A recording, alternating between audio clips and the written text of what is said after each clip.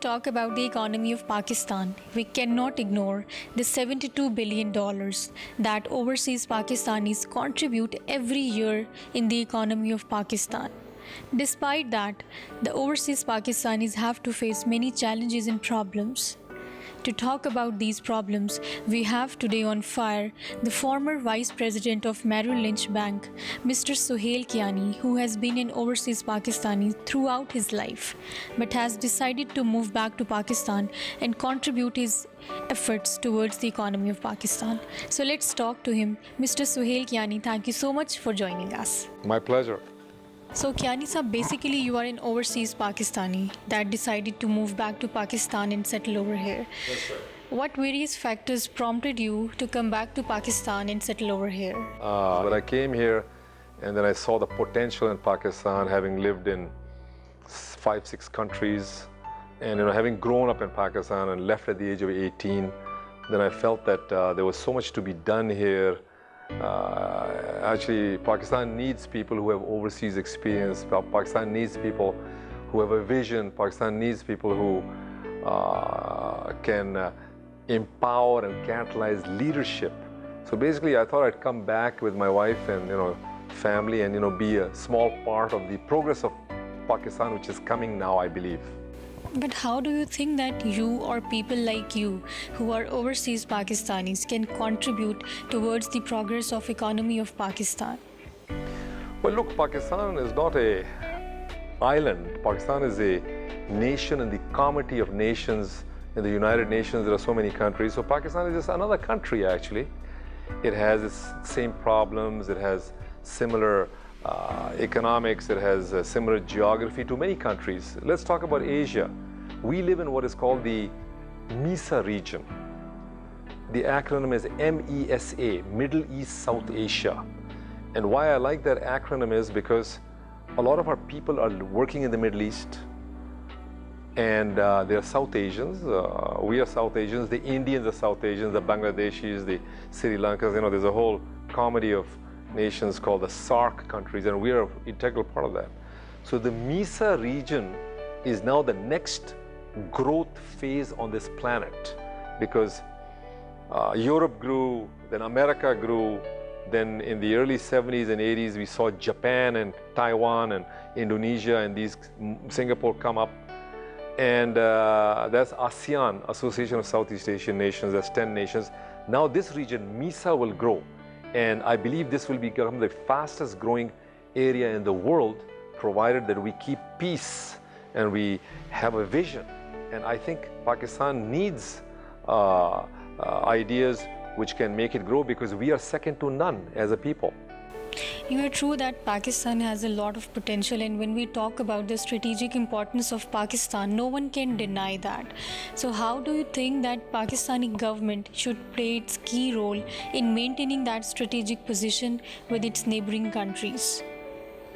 Well, that's a very open-ended question. There are so many parameters here, and I'm not a politician, or I'm not I'm not in the government. I'm just a common businessman, and my advice is that it's actually every nation has its own thinking. Japan has its own, the French, the Chinese, and all these countries have grown in the last few years. So I'm reminded of a quote by a very illustrious lady. And what she said applies to Pakistan, especially to Pakistan today. Her name was Eleanor Roosevelt. She was the first lady, and Eleanor Roosevelt said, and I'll say it in Urdu also so that it has double emphasis. She said that, do not worry about this and that. Life goes on. Just start your own candle. Because most people are saying it's dark here, it's dark there, we don't have this. Say, just make your own candle. And then another person makes their own candle, then another person makes their own candle. So many candles come in, and soon there's light. So in Urdu, it says that, apni shama jalao, aur andhera khud hat jayega. So that is the vision which was given by somebody. I think we should apply it here. As we are talking about the overseas Pakistanis, and we know that they are already contributing a lot in terms of sending foreign revenue to Pakistan. But do you think that they have given their due rights when it comes to, for example, we talk about the right to vote. So do you think that we are providing them enough rights that they can claim that yes, we are patriot Pakistanis and we are proud to be Pakistan when it comes to international markets? No, I don't think so. And since I'm also an overseas Pakistani, having left Pakistan at the age of 18 and after 32 years coming back, I think the overseas Pakistanis can play a very integral part in the development of this nation, as have the overseas Chinese in China, as have the NRIs, non-resident Indians in India, and Filipinos in Philippines. So money, capital, expertise comes back. So I think the 200 million Pakistanis who live here should not be shy or should not be afraid of these overseas Pakistanis, because we have a diaspora of Pakistanis of more than 15 million around the world. I'll just give you some facts which will be very interesting. Did you know that I actually come from a banking background? I was an investment banker with some very large banks like Royal Bank of Canada and Merrill Lynch Investment Bank. And we did a study how much money there is in the world. And we found out that the largest pool of capital is owned by the overseas Chinese. Capital and assets, not cash. So they are all over the world, overseas Chinese. They cover about 300 trillion US dollars worth of assets. They own a ship here, they own a land there, they own a sugar mill, they are trading, and they're all over the world. You see Chinese everywhere, overseas Chinese. The second is Arabs, depending on the price of oil. Third is Dutch, fourth is British, fifth is non-resident Indians, then the Russians. Did you know that out of 210 countries, Pakistanis are the 9th richest in the world? Overseas Pakistanis, we did a study. We found out at Merrill Lynch that overseas Pakistanis control almost $3 trillion. And you will ask me how? Mr. Khan lives in Bradford. He owns 3 houses worth 300,000 pounds each. He's worth about $1 million. Mr. Siddiqui lives in New York. He's a heart surgeon. He owns this asset, that asset. There's 2 million plus Pakistanis living in the UK. The largest non-white population in the UK is Pakistani, not Indian. The largest non-white population, Norway, is Pakistani. The largest non-white population, Spain, is Pakistani. And Germany and France, and they're all over the place. So 15 million people is a lot of people. So overseas Pakistanis currently send almost close to about $1.5 billion to $2 billion a year to Pakistan. That's $24 billion a year. That's legal money. Illegally in hundi and hawala, who knows, is double the amount. So 70 to 80 billion dollars is coming from overseas Pakistanis to Pakistan. That's what's keeping this country afloat. And you don't even have given them the right to vote. Why? So I ask as a overseas Pakistani, why these Pakistanis are helping Pakistan from overseas? They love Pakistan. Who is going to invest in Pakistan first? Do you think from someone from Iceland? Do you think somebody from New Zealand is going to invest? No. The first one will be the overseas Pakistanis. Why don't you empower them? Give them the vote. Make something. This all OPF and all these people, overseas Pakistanis, come from flights from overseas, and even their desks are not manned at the airport. I don't want to criticize, but a spade has to be called a spade. So these officials who are sitting in these positions, you should tell them either lead, follow, or get out of the way. So when we talk about the IT sector, when we talk about business sector, when we talk about investors, we see that Indians are far, far ahead of us and we are lagging behind. What do you think that we should do, Pakistanis should do, to just raise in the competitive market?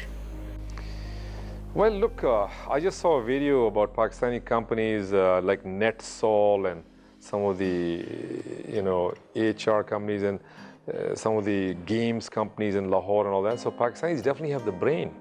It's not that they don't have the brain. Everything should not be left to the government. People say government doesn't do this, government doesn't do that. It has to be there has to be a desire to increase your own net worth, increase your own, the passion has to come from within.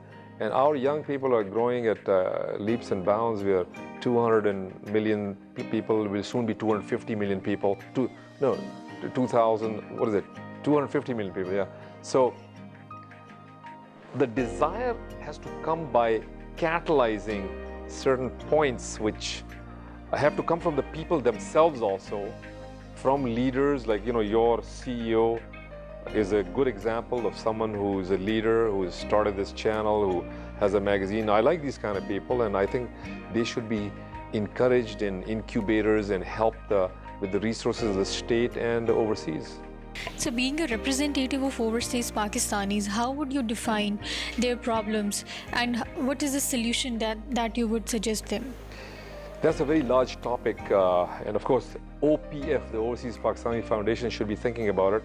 And they keep saying that we have, but I don't think they have, because the result is in front of you. What we need to do is this $72 billion which comes into Pakistan, and this almost over $1 trillion worth of assets which Pakistanis has, it should be brought back into Pakistan. So the people who are in the seats of power and have the seats of Board of Trade and Board of Investment, is their job to do this really. And then if they cannot do it themselves, then they should empower go down to the grassroots, because progress comes from the grassroots. And we should look at the examples, like, you give an example of Aligarh University. Aligarh University, Sir Syed Ahmad Khan. And I went to, there's a Sir Syed University in Islamabad also, and the principal is Brigadier, and he's an old man, but he told me that Sir Syed Ahmad Khan used to dance in the streets to raise money for the university. So I think the people who are getting benefits from the state, from the tax and this and that, they should come up with new ideas to make things happen. But this is a very big topic, and it has to be debated at the grassroots level, because there's no other choice. So within extensive knowledge and working experience with the top-notch banks in the world, such as Merrill Lynch, what advice or counsel would you provide to the upcoming entrepreneurs of Pakistan? Look, we have a certain corporate sector, and it's in the hands of a few people. And that's not just the case in Pakistan, it's also in Indonesia, it's in Malaysia, Thailand. These Asian countries, the power is concentrated in a few hands. I think the youth of these people should use the IT basis of 4G and 3G and internet and Wi-Fi and all that to propel themselves into getting into global markets and providing a service by sitting right here. So now you can make money on the internet. So you see, you can go from the donkey cart to the space age because of the internet. People are sitting in countries like Lesotho and Paraguay and making money on the internet. Our people are very intelligent people, actually. You go and see them anywhere in the world, and they rise to the top if given a chance. So I think the bumbling which is being done by the governments in the past, and they have been they have not been, well, I wouldn't like to say negative things, but they have not been totally fair to the people by giving them a chance. They would like to feather their own nests. They should at least get out of the way. There's an old saying, either lead, follow, or get out of the way. So if they can't do it, they should get out of the way, and they let the youth take the lead in providing their own income. I mean, every day 5 or 6, 10 people ask me, can you get my son a job? Can you get my nephew a job? So I'll say to them, create your own job. So they're shocked. Kiyani sir, when we look at you, we see a blend of West and East. You are wearing a Western costume and you are wearing this beautiful hat. Would you like to tell our viewers about this beautiful and unique combination that you are wearing? Why not? A suit is like a uniform for business. So, when you go and do business, especially with the world, it's better to wear a suit because, doors are freely open, because this is an unwritten code that you should be neat in your appearance and be presentable. So that's why I wear a suit. But I also wear shalwar kameez or a, achkan or something, depending on the situation. The hat that you're referring to is basically a peci, P-E-C-I. It's an Indonesian hat which was given to me by a royal from Indonesia whose great-grandfather was the a ruler of a small state in Indonesia called in Sumatra. So this hat particularly has some relationship with our country. I'll tell you why. Because the northern part of Sumatra is called Aceh, A-C-E-H. And you would be surprised to know that, well, you probably know that Indonesia is the largest Muslim country in the world. So we are the second largest Muslim country in the world. So a lot of the people from our area, Punjab and Frontier and UP, they went to Indonesia and Malaysia, and some of the culture went there, including the hat. So this hat is actually from the Indo-Gangetic Plains, which our people wear also, but it has been, is a bit like the, the Karakul cap, but it was modified into an Indonesianness. And that's why I like it, because it is from our culture, but a little bit different. But anyway, I wear a lot of hats. Kiyani Saab, you just mentioned that you are always telling people that create your own jobs. Do you think that it's that much easy to be an entrepreneur in Pakistan despite all the challenges and all the difficulties that we have to face? Nothing is easy. Everything comes through effort, everything comes through organization, everything comes from a plan. If you don't plan to succeed, you plan to fail. So you have to plan, you have to have a goal, you have to have long-term goals, you have to have short-term goals. Now, these things are acquired as you go through life by mistakes, or somebody can tell you these things and you might not believe it in the beginning. So the answer to your question really is that Pakistanis are second to none. I have been to 82 countries with my own eyes. I've seen the people, and I speak 6 languages already.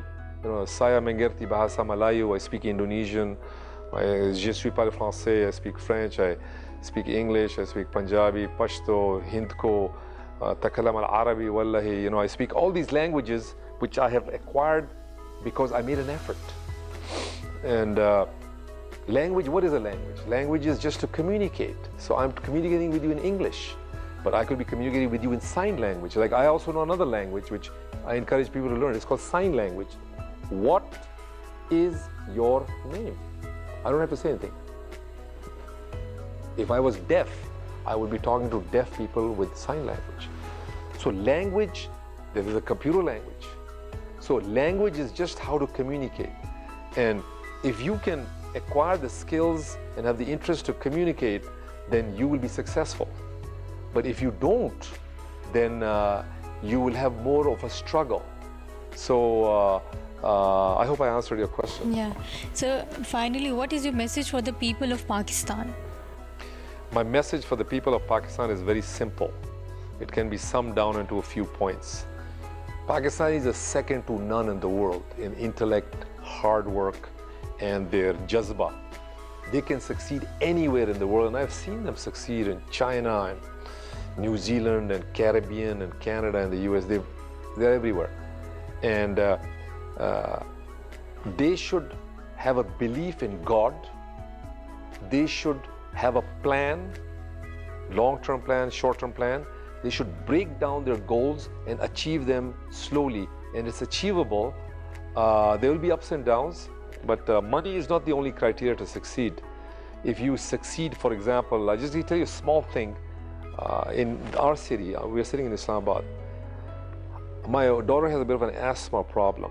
So every time I go out, there's some fire going on because the CDA people light a fire to the, kachra, the garbage, which they actually should be taking to the dump, but they're too lazy to do it. So when the effluent comes in the air, these particles, the children are affected.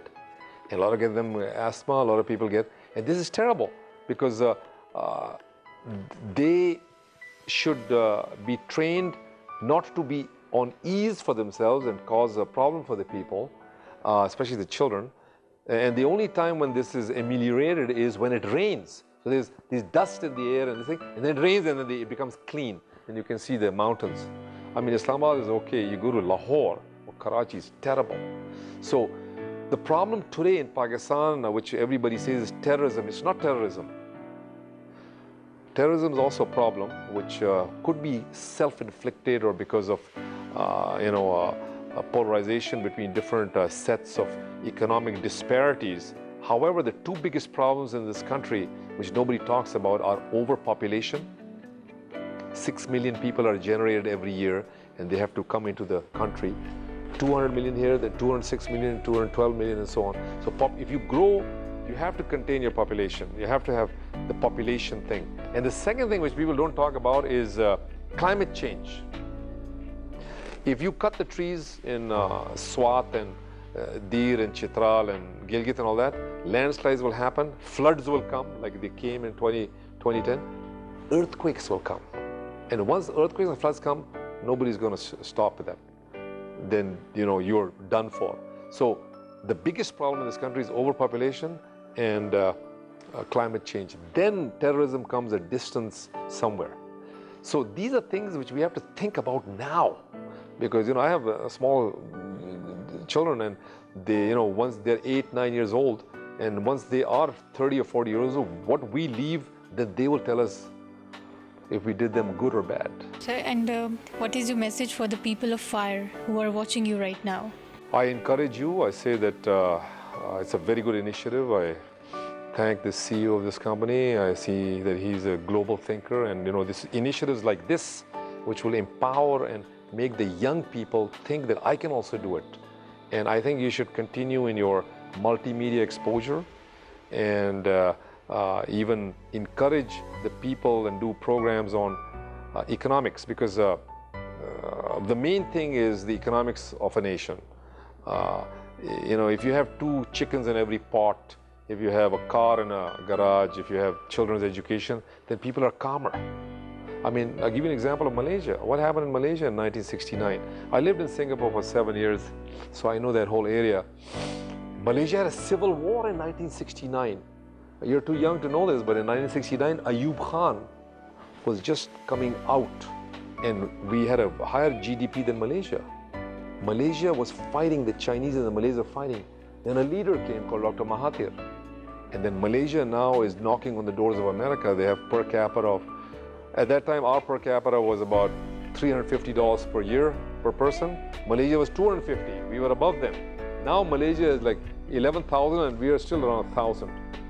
Leadership, long-term goals, and short-term goals, and the desire to succeed. That's what happened in Malaysia. It can happen here. Pakistan can be the next Asian tiger. And economics is what will make this country successful, because what will happen is that when people are satisfied, then all these jhagadas will go down. And that is my firm belief, and I hope I can be a small part of that. So what are your views about Micronox? I saw the several interviews you've done. I think it's very professionally done, and now that you have a video channel and a hard print and all that, I think you should go into other multimedia things which actually inspire the people, to give them ideas of what's going on in the world, which are the good ideas which we can have. And you should also encourage the youth of this country to become, like say, youth reporters. So for example, if there's some problem going on in Chitral or some problem going on in Cholistan or Gawadar, the youth can talk to you by Twitter, and they can tell you what it is, so no gapla can take place, because then you're aware. You see, now media is very powerful. Media can either make a country or break a country. If the media is in the right light, those things which happened in the past cannot happen. Like, your history, Stalin, the Russian dictator, the Soviet dictator, killed many million people. Nobody knew about it. There was a lot of bloodbaths in countries like Mexico, in places like Africa, China. Nobody knew about it. But now, with the media that we have, the technology that we have, no bad things can happen, which are killings or people being arrested or something. But the media is feeding the information, and the people will not tolerate it anymore. Things have changed. Thank you so much, sir, for your time. It was a memorable experience, and it was a valuable experience to talk to you about your overseas experience and the experience of all the overseas Pakistanis that we came to know through you. Thank you so much, sir. My pleasure.